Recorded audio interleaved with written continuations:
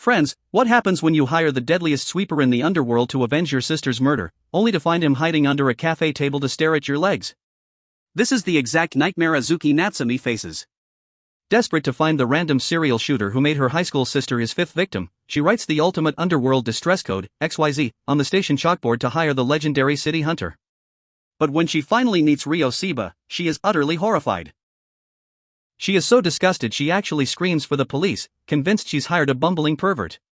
It takes Ryo's partner, Makimura, to explain the frustrating truth. Ryo originally refused this case. He wanted absolutely nothing to do with tracking down a brutal serial killer because it was too dark and depressing. The only reason this legendary assassin changed his mind? Makimura casually mentioned the client was a beautiful woman.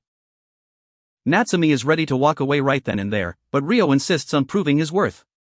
He takes her to a seedy local bar, and within minutes, the tension snaps.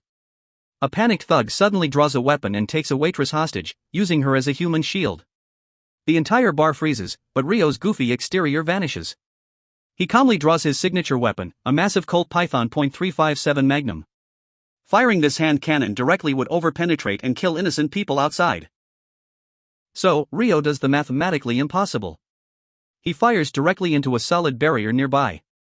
The heavy bullet punches through, using the barrier's friction to slow its velocity just enough to safely strike the thug's hand and disarm him without blowing his fingers off. In a fraction of a second, Natsumi realizes the idiot from the cafe is actually an unmatched tactical genius. But the stakes instantly skyrocket. Because Natsumi hired the city hunter, the killer's spies have tipped him off. Now, Natsumi is the prime target. Recognizing the danger, Ryo locks down her hotel room.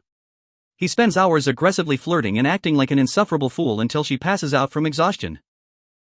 But the absolute second the lights go out, an armed cartel hitman creeps into the pitch-black room.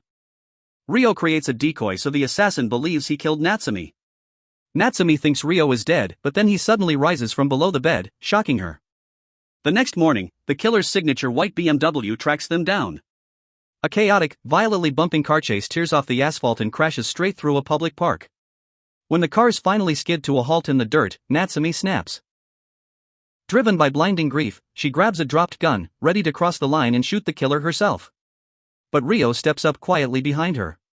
He firmly takes the heavy weapon from her shaking hands, refusing to let her taint her soul. Stepping in front of her as a human shield, Ryo stares down the accelerating BMW, raises his magnum, and fires a single, deafening shot that shatters the windshield and stops the heavy vehicle dead.